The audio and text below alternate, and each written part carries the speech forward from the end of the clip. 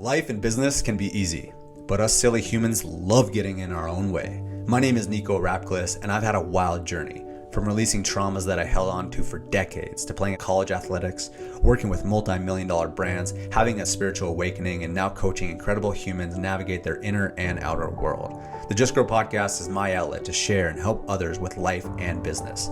After investing north of $100,000 into my personal and professional development, the Woo Plus Do formula is what has served me best. A healthy combination of mindset, energetics, consciousness, spirituality, self-healing, and discovery, matched with a high-level strategy, principles, focus, optimization, and accountability to help you be, do, and have everything that has been placed in your heart. This podcast is for the impact-driven entrepreneur that is finally ready to start thriving internally and externally. Welcome to Just Grow. Yo, what's happening, my friend? Welcome to this episode of the Just Grow podcast. Glad to have you here for this one. This is another special episode, and it's going to be an interview style. As you know, we're kind of transitioning, going back and forth between solo podcast and interview podcast, but this was one we had backlogged for a while. We did it in a live event. This was one of our live events, and it was a really cool one. It was back in the live performance theater, so we had a live audience, and the interviewee was Michael Law. Michael is an incredible entrepreneur and business owner, great person, and we had a great conversation about success habits and what it really takes to build up those success habits, and how habits are the thing that really control our life and our success. And they're building an entire company around it. They have an app attached to it, and they're just doing some incredible big things with their podcast and their companies. So you're in for an absolute treat. Let's dive into this episode of the Just Grow podcast with Michael Law. How are you guys doing? There you go. Cool. You guys ready for this? Yeah. Cool. What's up, dude? What's going on? I don't know if you guys noticed, that was Ramen and OJ. I don't know about you guys, but who remembers the Ramen and OJ days? Yeah? Absolutely. Well, cool, man. I always like to start with the story, and I know you got an incredible story about where you came from. Talk to us, man. Where'd it all start? Absolutely. Growing up, I come from a background where not much, poverty. Having a mother that raising 4 kids, the most that she's ever made, I've ever seen her make in a year is like 30 grand, 40 grand, trying to raise 4 kids growing up. Seeing her just never go through it. Whenever I was growing up, there's a situation that you're in where you're living in poverty, but because it's your life, you don't realize it. You don't realize that it's poverty. So everything seemed normal. The struggle, it didn't seem like a struggle because that was just life in general. And then as far as background of school and all that, the only reason why I went to school was for sports. So if it wasn't for sports, you would never see me at school. I was either causing trouble, always getting either expelled, kicked out of school, DF student. It was just strictly sports and out of there. But entrepreneurship wasn't really a part of my journey. Whenever I started, I didn't even know entrepreneurship was a word. I was just doing it. I just hustled. I didn't want a job. I've had one job in my life, and I worked at IHOP. And when I went to IHOP, I was running a social media management agency. It wasn't an agency, an official one. I was 17. But I was just managing people's pages, and they were just paying me. So it wasn't an official business, but I was making money. And I seen a program come out. So I was like, okay, it was a $1,000 program, social media marketing. So I was like, all right, I got to take this program. This guy's making like $100 million. He's buying out this company, buying out this company. I was like, I got to come up with this $1,000. And with school, it's interesting because I always say I graduated a year early, but not because I was an A student did I graduate early. I graduated early because every single year I would fail classes, so they'd always send me to summer school. And when I was in summer school, I'd see my boys in the other class, so I'd be like, all right, what classes are you taking?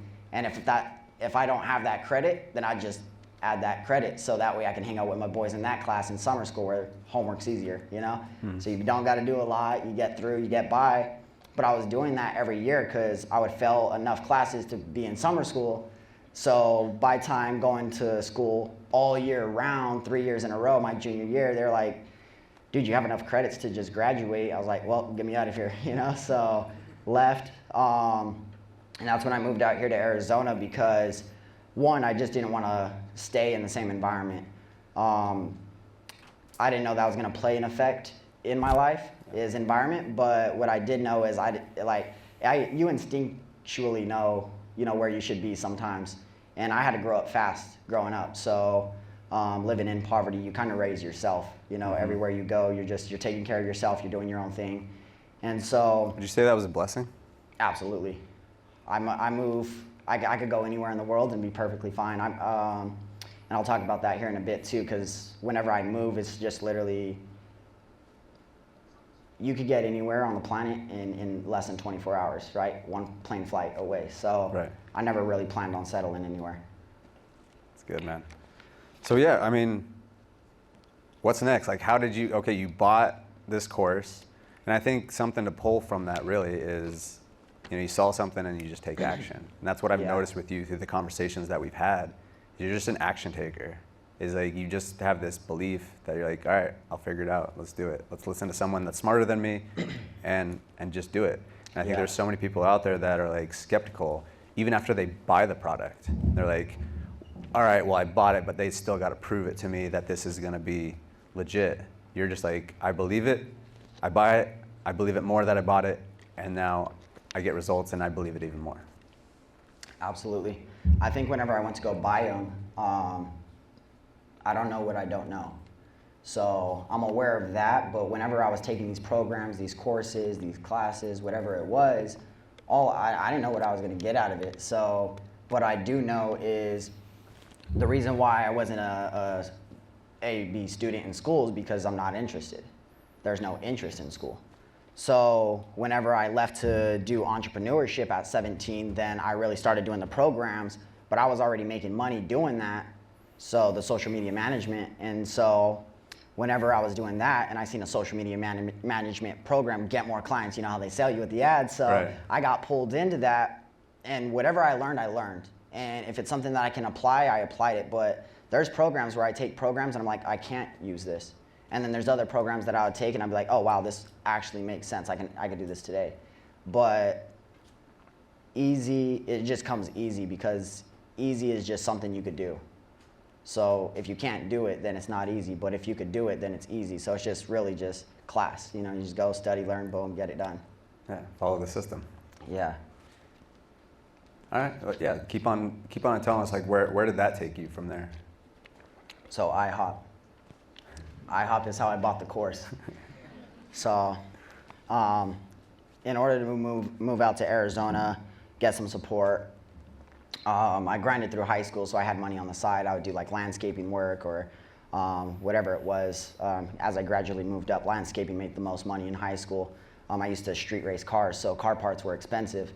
So I had enough money saved up to move, but I needed help with rent. So to get my mom to help me with rent, I was like, look, I'm gonna go to college, so I don't know where I was gonna get. So I didn't apply for ASU and all that, so I went to a trade school. So UTI, for those of you who know, in Arizona, the UTI technician school for cars. So I was going there, which is perfect 4.0. So there's a difference right there. Go through there 4.0, but there's interest. So I was interested, and then picked up the job at IHOP because I seen the course. So I was like, okay, I need a job now. She was helping me with rent. I was making a little bit of money from social media management. And when I went to IHOP, they hired me as a host. So I was like, all right. So I got my first check. I was like, this isn't enough, but I'll get by. So really, because that first check and the second check and the third check all went to food, food and gas. So I couldn't even save up. So I was like, all right, well, I need to make more money. So I need to be a manager. And I went straight to the GM because every single day I would see the GM do nothing. So I'm like, man. That looks good. Let me get some of that. Yeah. This guy comes in and he makes sure the manager counts the money, not him. He makes sure the manager makes sure the truck gets there on Wednesday and delivers at 4 a.m. More food, and just all this whole process. So they're just managing from above and making sure everything's right. But again, I didn't know that. All I seen was, I know that guy gets paid more than me. So I went to him and I was like, hey man, is there a position open with kind of what you do? And so I didn't know that was the only position. Right. So there's only one general manager. So then they told me, they go, well, the process of being a manager, you got to go be a server, you got to go be a cook, then you got to be a manager because you got to know every position. I was like, oh, well, man, I don't think I'm a cook or serve, so I guess I'll remain a host. And then within like 30 days of that, I was a manager without being a cook, without being a host. And I think I was a manager for like 60 days, got a couple, 3 months of like checks in, and bought the course and then quit IHOP. So, you know, I had the money and then went to IHOP. But the interesting thing is where I found out like entrepreneurship was something I really wanted to do was, one, I was racking up a bunch of tickets in downtown Phoenix. I don't know if you guys struggle with that too. So What kind of tickets? Man, just parking tickets. Oh, okay. Parking tickets. You know, it's not my priority to really run across the street to try to save my car from getting a ticket. So I was doing that, and I would have to pay them, obviously. So I was paying them, but they were big chunks because downtown they're like $70 for your first one. So every single time it's $100. So now it's eating out of my profits. Right. So I was like, all right, well, should I go get a job again? And so across the street, there was IHOP on the right side over there, like a light down. And then over here, there's a Denny's. So I was like, you know what? Well, I'm not going back there. So let me go across the street to Denny's. And I'm walking because I'm just across the street, so my apartment, so I didn't really drive my car or anything. So I was walking. I was like, you know what? I'm going to go for a walk, get an application, come back home, fill it out. Just, that was my day. And right as soon as I got across the street from Denny's, like something hit me. Like, dude, you're really gonna go get a job, you know? So that something really hit me on that, and so I never went. I didn't even step on the street. So literally, I was like, all right, fuck it, I'm gonna go back and I'm just gonna do what I'm doing right now. And from there, that's when I started scrolling on social media. And it's funny because Devin did the same thing whenever he moved out here. And so hopped on IG and I was like, Arizona entrepreneurs, hashtag. And I started looking, I was like, there's gotta be something going on in Arizona. And I seen 30 flyers of the same flyer get posted that same day, like that I was doing. It said Arizona entrepreneurs, pack the pent. And I was like, all right, entrepreneurs, penthouse, I'm going. Right. I don't know what it is, but tomorrow, it was like a Wednesday and that was like a Thursday. So I was like, all right, well, tomorrow at 7, I'm gonna make sure I'm gonna go there, check it out. So I started, and then I went there and it was network marketing. And so I started doing network marketing from there, and that's really where I gained momentum to start doing everything else. That's when I really kind of learned entrepreneur was a word, was network marketing. After about a year of doing it, it was network marketing once I got into that. Yeah, man. I mean, it's the power of a penthouse there, huh? Yes. That's a really inspiring story, man. You've shared pieces with me, but I think there's so much to pull out there. And just the fact that I think it comes back to you just taking action. Like, you easily could have gone back to Denny's and IHOP, and you easily could have done that. So many people do that. Yeah, I easily could have went back to the ramen and OJ. Exactly. You know, that's why I picked that song, because that's where, that was breakfast, lunch, dinner. It was ramen and cereal. That's breakfast, lunch, and dinner every day. McDonald's, maybe Taco Bell, you know, for an entree. So,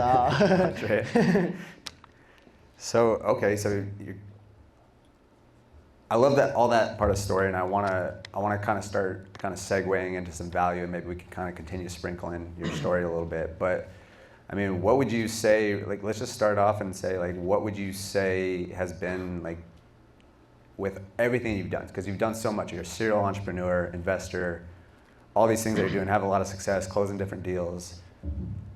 What would you say to your old self about business? Like, what's one of your big pieces of business advice? I would say, so I'm not against education, but I'm against the wrong education, right? And wisdom comes from, there's obviously knowledge. You could dive into books.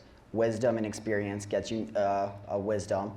And so I call it the 4-year university. It's really a life university, but the 4-year university of, like, when you're ready to go hit life at 18, and you go to college and all that stuff, rather than picking a college, focus 4 years on just saying yes to every opportunity that's out there.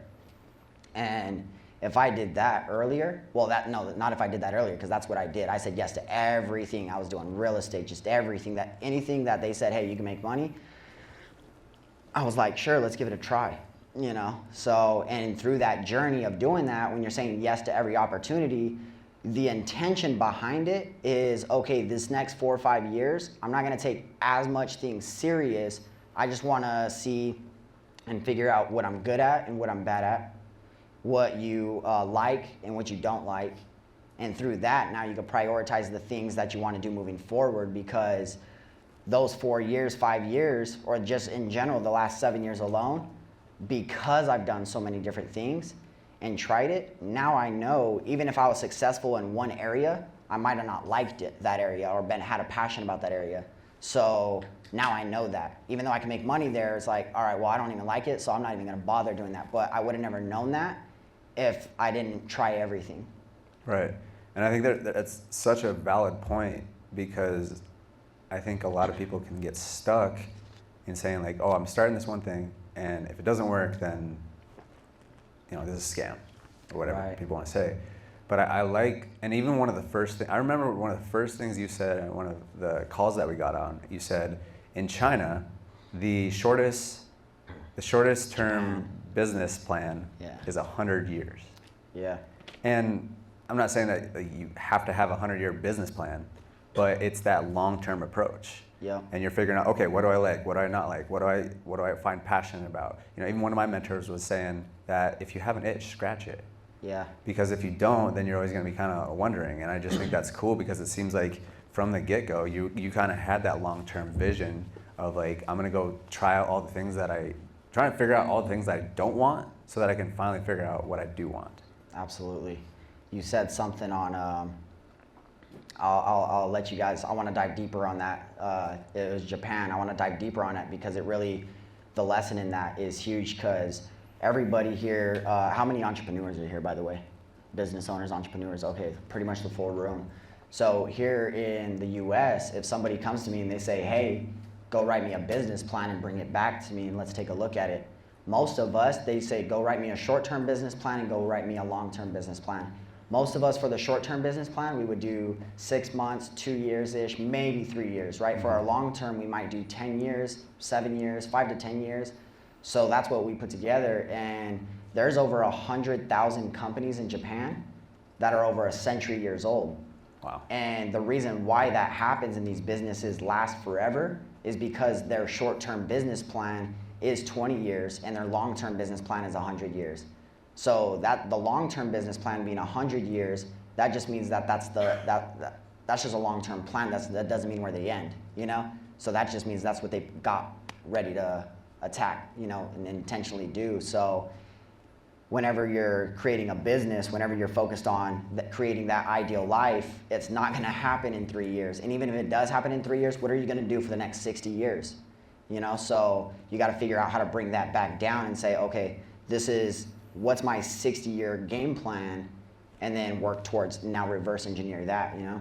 I think that's important, and that's what I've really been thinking on this lately, is like, it's amazing to have that vision, but it's equally as important to have the plan. You know, you can say business plan, but like whatever it is, if you don't have a strategy and a plan of action that you can consistently stick to, then it's like, I feel like you can kind of stay in the clouds with just having this almost a pie in the sky vision of like, hey, I want to make $100 million, but you don't know how you're actually going to get there. And obviously it's going to change for sure. It's not even like what you think is going to happen in 5 years might be completely different, but you definitely want to have a plan.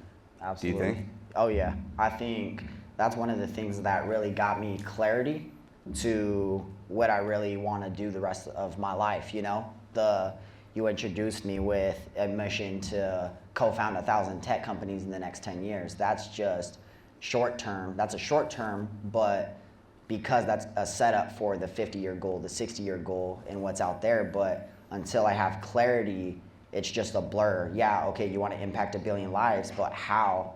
You know, what's the steps you're going to take? What's the companies you're going to do? What's the problem you're going to be solving with those companies? And is it going to total up to 1 billion lives, you know, or whatever that ideal life is that you're creating for yourself? Being able to have real clarity. It took me time. It took me 7-8 years to find clarity. Yeah, I want to be a billionaire. I've been saying that for 8 years. 10 years or whatever, but I didn't know how I was going to get there. Now I know how I'm going to get there. And how would you say, like, what helps you build out that plan? Goals, creating success habits in your life. So right now, a lot of us, and this is a realization I had, this is why now I can hyper focus on something to create success, is whenever I found out, but whenever I say this, it's not one ear out the other ear, it's one in ear and like keep it there, you know? So Don't let it leak out. don't let it leak out, like, you know, take this, you know? So that whenever you go to create a new habit, or by the way, if you're like 35 years old, I'll take a 35-year-old. Whenever we're born, the theta stage of our life, you know, from being at birth to 7 years old, your brain is just a sponge and it accumulates everything. Your subconscious, it's just open. It's an open lid, and anything that goes in there in those 7 years is permanent. It stays there as a memory, and it's all subconscious. It's not conscious, because kids don't think consciously. They think off of the subconscious working for them, and the brain works for them. So now you're 7, from 7 to let's say 18, now you're at a stage where you're learning stuff, you're talking to different people, you're choosing your environment, your friends in middle school, your friends in high school, and your parents, whatever they do, how they speak to you, what type of music you listen to. All these things build up an accumulation of habits, subconscious habits that we don't think we have because we don't pay attention to them. And whenever I found out that, you can rewire your brain, and every cell in it, you can rewire it. Literally, like if I plug in a power cord to an outlet, you can unplug it and plug it into the bottom one. Your brain does that on a level we could scan it, you know, as it happens. So as that, I realized that can happen. Then I was like, okay, well, for example, let's say this, we go to the gym, driving is the easiest example. We all drive from work to home, home to work, back and forth, same route, same time in the morning. We know exactly when to leave our house because traffic hits at this time. And if traffic does hit that at this time, we already have our second route plan. So we're so habitual that whenever we start driving, especially if you drive like manual, you got to mess with the clutch. You got to go clutch, gas, brake, steer, mirror, mom on over here yelling, you know. So as you're trying to drive, but once you figure it out, it becomes second nature to your body, right? So now we just drive. You guys all drove here, and I bet you forgot the whole drive. You're on the phone, you're talking to somebody in the passenger seat, you're over here thinking thoughts, you're looking at traffic, looking at buildings, looking at the sky, you know, praying for rain, you know. So you're doing all these different things, you're not even driving. So a habit is so powerful because it's something that your body knows how to do better than your conscious self can do. So whenever you create something that's a habit, what once used to take a lot of energy for you to learn from your body, now takes no energy for you to do. I applied that same thing to success habits. Writing down my goals. I hate writing. But I'll tell you what, if you write down your goals every day and force yourself to create that as a habit, it takes less energy for you to now do it. Reading. I disliked reading. Never read a book in my entire life till I was 18. Once I did, then I was able to, I didn't like it at first, but when you make it a habit, now it takes no energy to read. You know, same thing with music. I cut out music in January. It was hard for me to pick a song because I was like, man, I don't even know what artists are out. I don't know what music's out, but I cut out music permanently, and I'm unwiring my subconscious thoughts on past music. So a lot of us know songs that are, you know, catchy, and we learn them, and I'm learning to unlearn them. Because if I unlearn those and I apply different things, podcasts, audiobooks, knowledge, and all that, success habits, I'm rewiring my mind to think positive. And that's something I never grew up in. So that was like a realization on that. Right. And I think like that's all amazing, and it's so important to like do those exercises, write down your goals, listen to the podcast, read the books. Because what that's actually doing is it's seeping it down into your subconscious, just like what you're saying. So it becomes a habit. So your body and your brain doesn't have to work as hard because it just becomes habitual at that point. And you even talked about like the theta brainwaves when we're young. And that's why it's so important. Do you guys all know that that with breath work, stuff like meditation, that's the one of the big reasons on why you do that is to get to those theta brainwaves. You guys familiar with that? So that's why it's so important. That's why I really just admire McBurney and what he does, and I just apply it all the time, is because it's so important to get into that state before you do those goals. And I think that you already have like really good energy, and I think that in itself is habitual for you. So, but I just want to like really hammer that home and why it's important. And I think even visualization as well. I'd love to hear your thoughts on it, but like when you get in a good state and then you do the visualization, and then it just, anything you can do that really seeps down in your subconscious and makes it more of you, then it's just easier to carry out. Yeah. You were talking, you came out on stage and you shared a book. Who won the book, by the way? Think and Grow Rich. Yes, Will.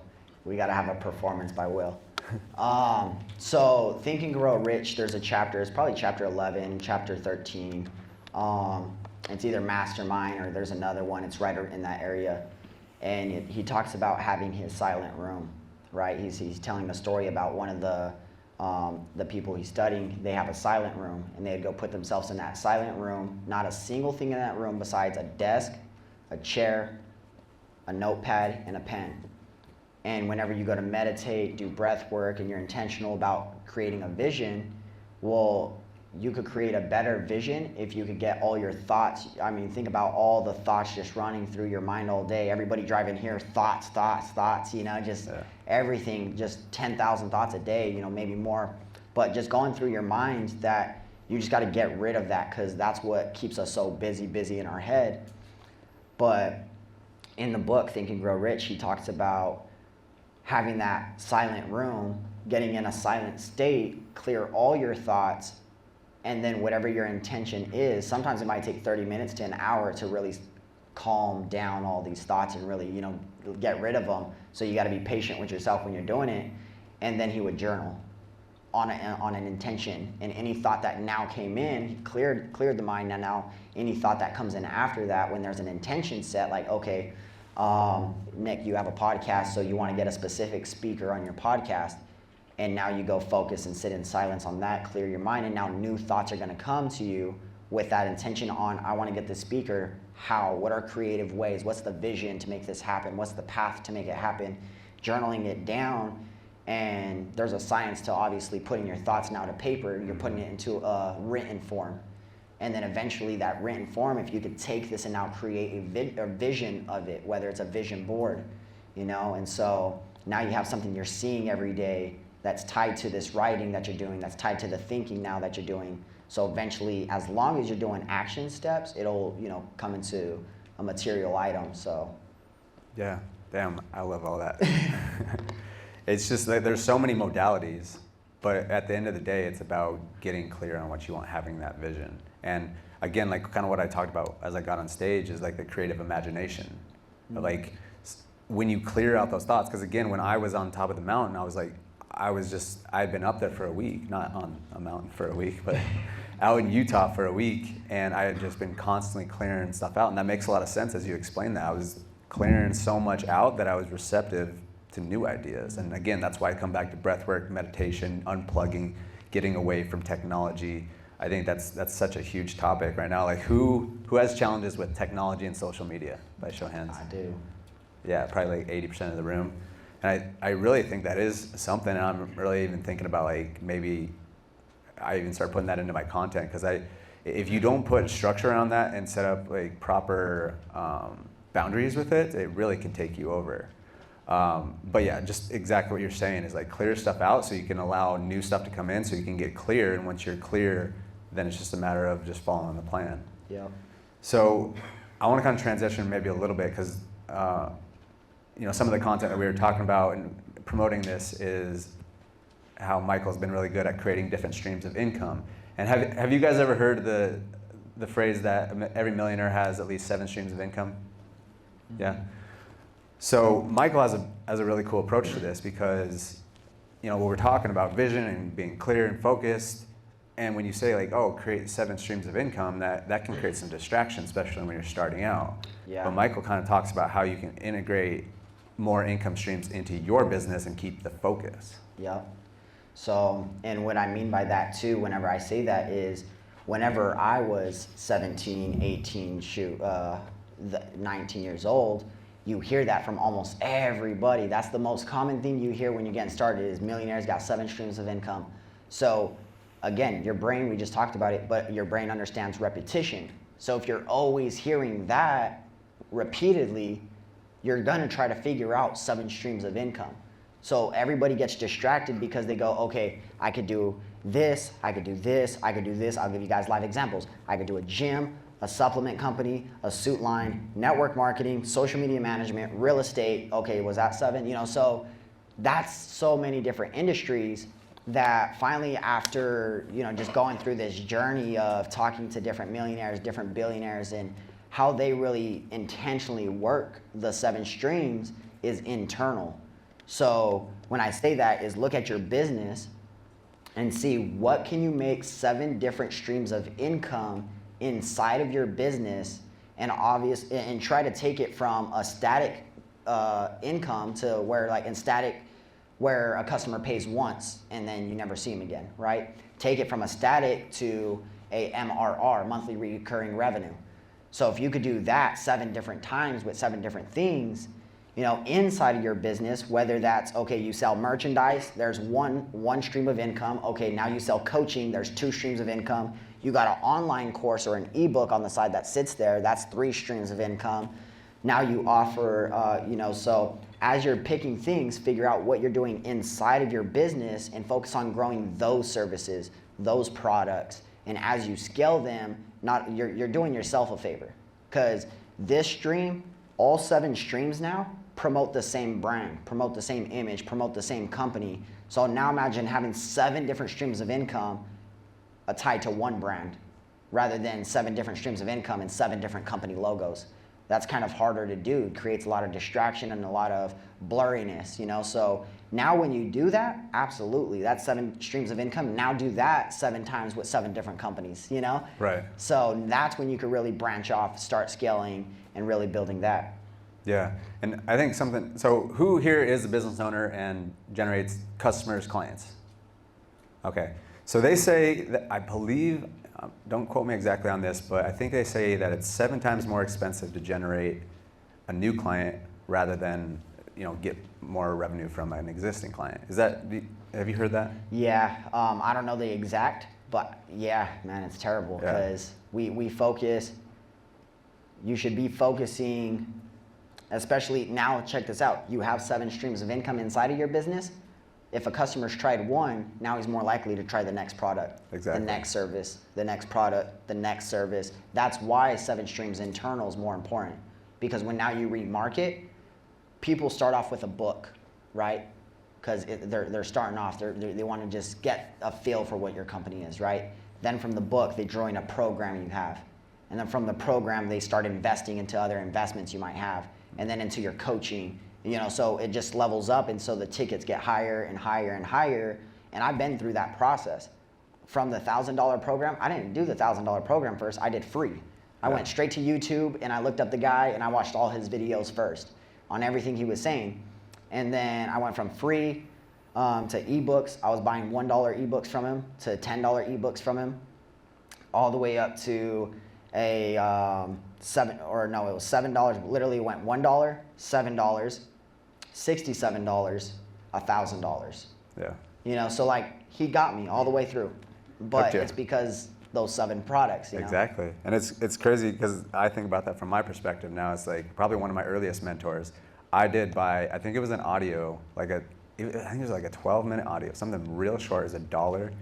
And then I think it was probably like 4 or 5 years later, I joined his 25K mastermind, and I was hanging out with him in Bora Bora. Yeah. And like, who knows what would have happened if I didn't buy that $1 offer. Yep. And I think that's the power. And it's just like in today's day and age, I think it's harder and harder. It's getting harder and harder. Who has some challenges generating customers and clients on a consistent, regular basis?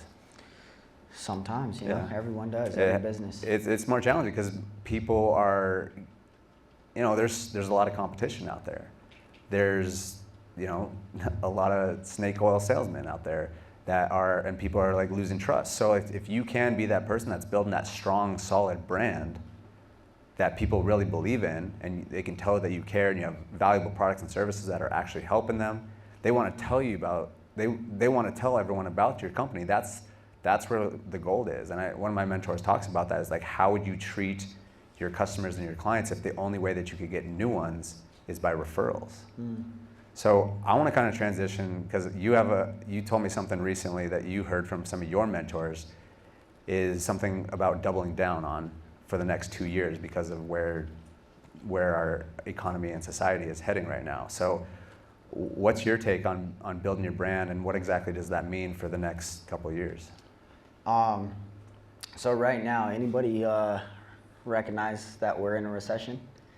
It's not published, a not published recession. So, and we are. There's a lot of different things going on. We don't know what's going to happen. There's cryptocurrency now that's taking over with finances. I'm literally, outside of paying bills, I'm 100% crypto in my funds.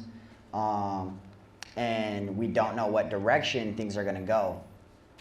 But what I do know is, being in a recession, whatever happened, I wasn't aware to know what happened in 2008, nor did I ever study 2008 now. But what I do know is I'm smart enough to know what that happened, what took place, and how now people took advantage of that in that time frame. And right now, people in this moment, with how the 2020 schedule went, how the 2021 schedule went, and kind of eased up in 2022, and now we don't know what's going to happen. Let 2023 and the election in 2024, let that pass by, but expect it. You already know everything that's going to happen. We know, people in office. We know the media. I ignore it all, but we already know it's chaotic. So just stop giving it attention. Mm-hmm. And I don't give it attention. It doesn't affect my life. The last 3 years, if it's affected your life, that's because you let it. But I don't pay attention to it, so it doesn't even have an effect on what I do. But what I do know is, people get scared. They start giving up early. They might go broke a lot quicker, because now they got to sell their home, move into an apartment, and they use the rest of the cash for food, gas, and expenses. So there's a lot of different things taking place, and people starting brands and businesses that they're shutting down because they don't know what to do. And the best thing you could do right now is just double down on marketing. Double down on putting your brand, putting your business out there in front of every person. You should want it in your business. You shouldn't be in your business if you don't want to be the number one, expert in that business in the entire world. You shouldn't be in your business if that's not your focus. So if you're in the fitness industry, you should be wanting to be more famous than Arnold Schwarzenegger, like, just to get, your brand out there. If you're in, I don't know, in the car industry, you want to be, whether you're making cars or whatever industry you're in, just be the best, but double down on marketing now while everybody's given up.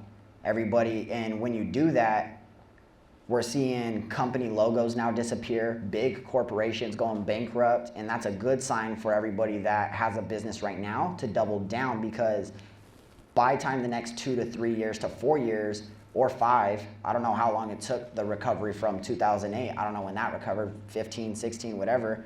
But that 3 to 5 year span, which is now happening right now, double down, because you're going to come out as a household brand name. More people will know you because you put your brand in front of everybody's faces now, while everybody's backing out. They're spending less. They're not hiring enough more, they're laying off people. They're not hiring or bringing more experts to the field to help them grow. So yeah, definitely double down marketing. Just put that logo everywhere you possibly can the next 3 years. Get it in front of your audience's faces, and nobody's doing that. They're stopping doing that. And what specifically would you recommend? What are you doing? Is it social content? Is it? Best known beats best. You got to know your industry. If social media should be a part of your business. So everyone is on Facebook, 2.5 billion people on Facebook. They own Instagram, which means now that graduates over to Instagram. Then you got people that aren't on Facebook, but they're on Twitter, but those people aren't on TikTok. So you have to have at least if you have a company, you should be on all platforms. Even if you focus on one, take your best performing platform that you focus on. For myself, it's Instagram. Just take that content and then just repurpose it everywhere else. And then when you do that, it's easier because now I don't got to focus on Pinterest. I don't got to focus on Twitter. I don't got to focus on Facebook. My audience is on Instagram. But I'll tell you what, because I repurpose it, now my Facebook Messenger is getting messages, my Twitter gets DMs, so now it trickle effects over time, your LinkedIn even. And so social media is a part of it, but double down on whatever your industry advertises is most in. Is it billboards? Is it newspapers? Some people still read newspapers. Right. So if you're a local business and you're a small business in Arizona, I would hit the Arizona newspaper and the Arizona News. That talks about businesses because you're local. So you got to hit your local, and everybody, if they're in Arizona, still plays the 4 a.m. business news and reads the newspaper and stuff. So if you could depends on your industry, but figure out what that is and just double down on that type of marketing because you will pretty much outbe everybody. Every dollar does matter within the next 3 years to where you put it intentionally. What about building out your assets too, like your email list? Do you think that's still a viable source? Email list, SMS, messenger list? It's just getting started. So I don't know if you guys realize this, but the internet's only 22 years old. They had the dot-com boom in 2000, right? The internet was a thing in the 90s, but it wasn't official till like 2000, 2001. So now it's 2022. Internet's only 22 years old. It's not this century-old thing. So email's new. Everybody thinks email's old. Newspaper's old. Yeah. Newspaper's old. That's a century-year-old, right? That's why that's going to become obsolete here soon once everybody goes straight 100% digital. Now we're reading Forbes articles. Now we're reading articles online and getting our newspapers on our phones. But the same thing with the email. The email's still young. Everybody checks emails. You have to have an email to sign up for any platform right now unless you're on blockchain. So if you have to have an email to make a Facebook, make a Twitter, make a Snapchat, create all your accounts everywhere on the internet, then yeah, email's still very needed. So I would target that. But everywhere, you want to build up as much repeated customers as possible. So get them to follow you everywhere, get them to be in part of every one of your programs, get them to just be everywhere, but find that core, 1,000 first. Then after that 1,000, find the core 5,000, and just keep growing. Keep building. So is this valuable for you guys? Yeah. I think we want to open it up for some questions because we definitely want to, get some interaction. Obviously, Michael is a wealth of knowledge here. Does anyone have any specific questions, maybe in terms of their business that could possibly help us out or help you out? Business questions, investment questions. You guys are all successful? I'm just saying. We got one right here, Nikita. I'm curious, when you're in the process of building out your brand, like what's important? What do I need to target in building out my brand versus what I just think that I like? So let me just kind of repeat the question so we can hear it on the audio. So what kind of content do you put out? Is that kind of what you're asking? No, more like in my actual logo and my branding, where to begin with, how to make a solid brand. Perfect. So the question is, what should you focus on with your brand identity to, really be intentional with what you're gonna do customer base? I'll give you an idea. A lot of people want to have their cool ass logo and have it all complicated. It'd be a lion with ribbons and all, and have something crazy. Well, look at Nike, look at Adidas, look at Snapchat's logo, look at Meta's logo, look at YouTube, look at all these logos. Now think about them. Do you guys know exactly what their logos look like right now? YouTube, Twitter, Snapchat, Pinterest. If you know it, then the reason why you know it is because it's simple. And your logo should be so simple and make a statement that if someone could look at your logo for 7 seconds, turn around and draw it, maybe they're not a perfect drawer, but draw it, then you have a good logo that somebody could really, or that people could recognize.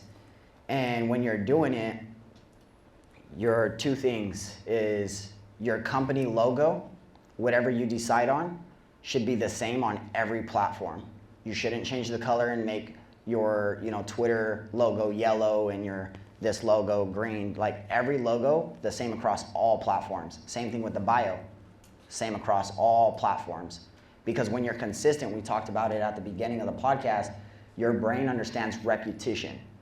So if your profile photo on Facebook is you wearing a yellow shirt and your profile picture on LinkedIn is a red shirt and then the one on Instagram is an orange shirt, no one's gonna recognize if they don't follow you, oh, that's Joe, whatever. But if you're wearing the same shirt in every single photo, the same profile photo across every single platform, and they follow you on Facebook, Instagram, and Twitter, and they're scrolling on LinkedIn and they see this circle pop up and it has that same yellow shirt, but they just see a blimp of it, the subconscious knows.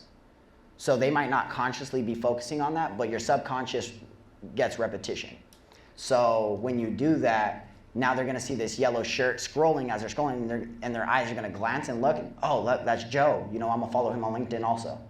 So same thing with business. So make sure everything's just consistent everywhere. When you're getting started, a big thing is, I always say your domain and your username across all platforms is more important than getting your LLC. Because if you go get an LLC, then you go to secure your domain and you go to secure all the usernames and realize that exact name is taken everywhere, then you just wasted money getting an LLC. So you can't be attached also to the name you want. So I focus on looking at securing domain names and making sure that domain name matches and all the usernames on every platform is available. Whenever that happens, then I'm like, okay, now I'm gonna go get the LLC after I locked in all the domains and all the social media. Social media is free, domain's $10. You just set your whole entire business up for success with $10, and then now you're gonna go spend 80 to 100 bucks on a LLC. I don't know if that answers your question.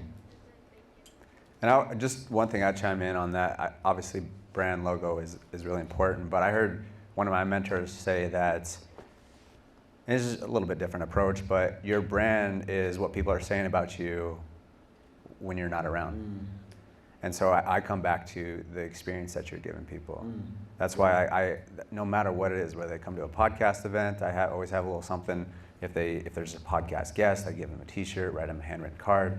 Like, do things that really stand out, and then people are just talking. Because again, I come back to that, like, how would you treat your customers and your clients if the only way that you could get more was from referrals? So I just think that's really important in terms of, because I always heard, brand is what people are saying when you're not around. Absolutely, I agree with that, 1000%.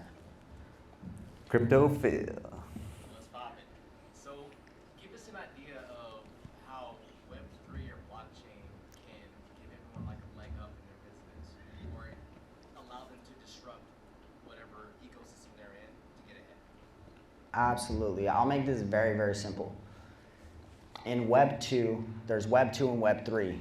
So in Web 2, we would agree, as all sophisticated business owners in here, that everybody should have a website and social media for their business, correct? They should have a website and social media, and we just had this discussion too. That's Web 2.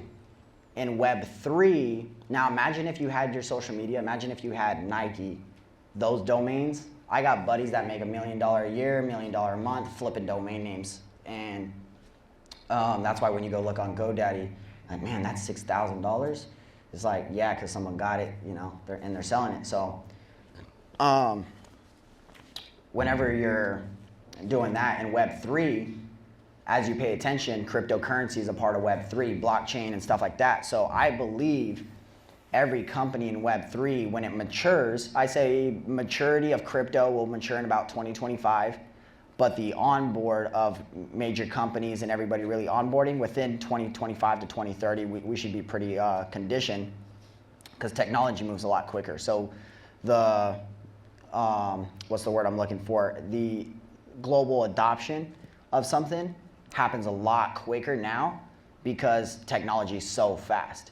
So because it took the internet so long that everybody just realized this year that they need a website and social media, well, everybody will realize sooner that they'll need a token to run their ecosystem for their company. So I think every single business might head towards being tokenized, a tokenized decentralized platform, to where whenever you sign in, your customers, buy the merch from Just Grow, they're paying with Just Grow tokens, and then they're exchanging their Bitcoin or their Ethereum for Just Grow tokens, buying t-shirts, buying merch, buying tickets, and then converting anything back if they want to, back to whatever token they have. So your ecosystem in Web3 would be creating a token ecosystem for your business. Now, that in some type of immersive website, virtual reality, 3D. Samsung's experimenting with it. We know Coca-Cola, Legos, Nike, they're all experimenting with this virtual world stuff. And that's going to be the other phase. So rather than having a website where people go online and they just scroll through a page and pick a shirt, instead now they hop into a video game, they're walking your store, picking that shirt, trying it on their avatar, and then if they like the way that looks, they're pressing order and you still ship it to their house. But in reality, that's the direction it's going. How long will it take? I don't know, maybe 10 years, but it will be a lot quicker of an adoption. And blockchain's already 11, 12, 13 years old. So it's not much less younger than the internet itself. So I say within the next 10 years, it'll be just as mature as the internet is today. So. Wow. Okay. George. Michael, you speak of your long-term vision and this business plan. What's the why that's driving you behind doing this and having such a long-term vision for yourself personally? You guys heard the walkout song, Ramen and Noche? No, but seriously, that. I don't want to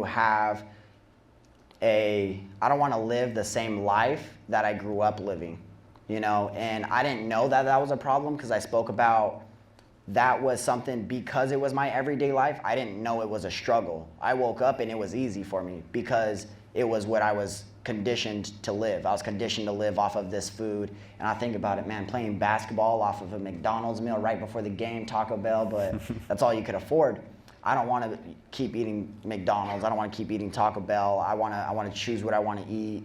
I just want to have choices in life. And I know I can't do that being broke and poor. And I also know that I can't help anybody if I'm broke and poor. Being broke and poor is selfish because everybody wants to impact the world. Everybody wants to make a change. But you can't do it when you're broke and poor. It's just that simple. You could have a big heart, but it takes big money to make a big change. So you have to actually do something. And that's why a lot of people don't do it, is because it's just taking action. It's scary for people. But in reality, why I keep going and why I know is whenever I figured out personal development, success education, creating more collaborations, your relationships, how much that really impacts everything you do, then I turn to, okay, I need to make sure everybody understands the same exact message. And that's where Millionaires to Billionaires comes from too. And why we push that is because every single person needs to know the same exact information. I said earlier, I'm not against education, but I'm against the wrong education. And our school system right now is completely wrong. And we're here to pretty much transform that education system, make it more success education. Have actually these billionaires that step up and actually have the billionaires make philosophy courses, have the billionaires make programs, and not just have a professor that studied a program come into college and teach something, So having the people that are really doing it, have them be responsible for creating these programs and putting, kids and the next generation through these success education programs, not the same stuff that, was made up 60, 70 years ago and it's still the same textbook today. Yeah. Do one more, last one right here.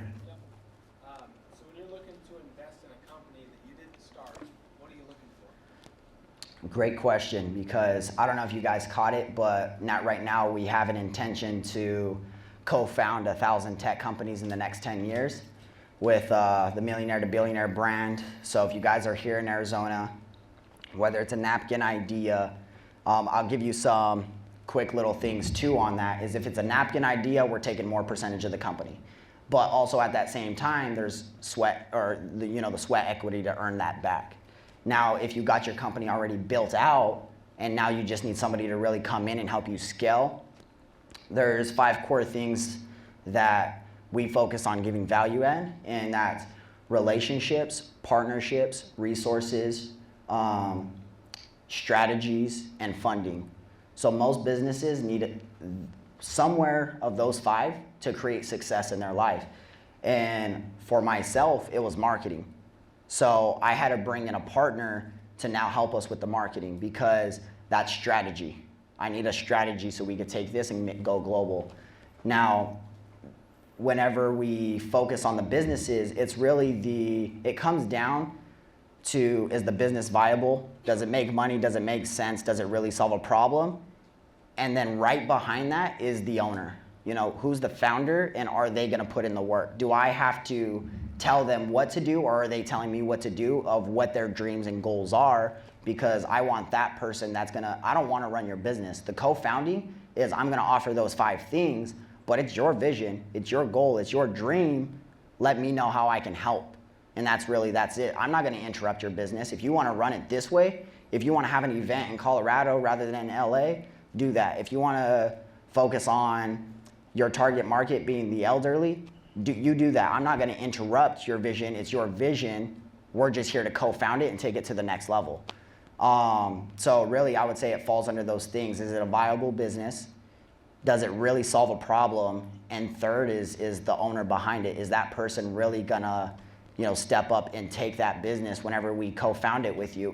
Do I have to babysit the owner and their tech company, or do they have a clarity? And we obviously help with the clarity on the personal development side, the success education, getting you the right relationships. Maybe if you need a coach, maybe if your executive team needs to be coached. There's a partnership we're bringing in with our company that they coach Fortune 50 and Fortune 500 executive teams. So if that's something you need, then we bring in those people and we help with that side rather than the business side, because if you got that taken care of, now it's take care of your people. So it depends on what you need, but we know we can provide the value there as long as the owner does their part. Great question. So let's keep moving. I know we're closing in on the hour time. I want to be respectful of your guys' time, and we have a couple other little surprises. But definitely want to get to Michael's giveaway. And okay. I just want to really acknowledge you, because this is pretty cool. Who knows of the guy named David Meltzer by show of hands? David Meltzer? Okay, yeah. About 50% of the room. And this guy, to be honest, I don't know a ton, just like some of the stuff that you shared with me, and I've just heard pieces, but even just what you shared last night about how he made $100 million, lost it, and just went through that cycle a few times. Yeah. And what Michael is actually doing is he's putting together an event for that, and, he is going to put on an event, and he's going to be interviewing David Meltzer. So the inspiration actually behind that, we probably would have got to it eventually, but I got to it a lot sooner, honestly, because of 2 individuals. Nick himself doing the Just Grow lives, and Bradley Roth doing his, did I see Bradley up there? Okay, perfect. I was like, I know I did. Bradley Roth doing his lives. We just had a live last night with Carlos Reyes. And so we're doing a podcast live. We have our own podcast, the Millionaires to Billionaires podcast. And those episodes, so it's new. We got a bunch of episodes we're in. So the first episode actually releases the last Monday of September. So you guys get to tap into all those episodes where we bring in and just interview successful entrepreneurs, millionaires, billionaires. And David Meltzer, he has an interesting story because he's an individual. I like his story because his life purpose right now is to impact 1 billion lives to be happy. That has not a thing to do with money, but he had a reality check because he lost $100 million. He lost a $100 million company, but he was able to make it back because of who he became. To lose that 100 million, he was able to make that 100 million back over and over again.